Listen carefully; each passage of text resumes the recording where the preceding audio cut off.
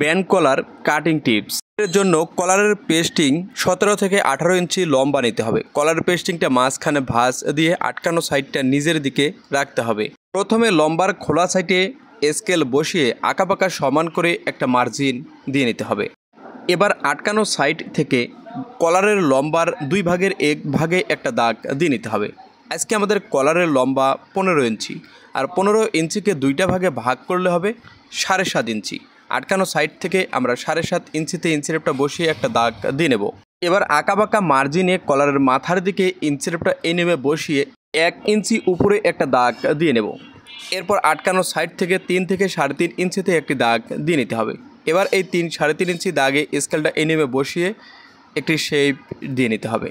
এই নিয়মে সুন্দর করে শেপটা দিয়ে নেওয়ার পর আপনি কলারের চওড়া যত ইঞ্চি দেবেন ঠিক তত ইঞ্চি চওড়া করে একটি মার্জিন টেনে নিতে হবে। তো আমরা 1 ইঞ্চি চওড়া দেব, তো 1 ইঞ্চি ইঞ্চিরেপটা বসিয়ে বসিয়ে একটি করে দাগ দিয়ে নিলাম।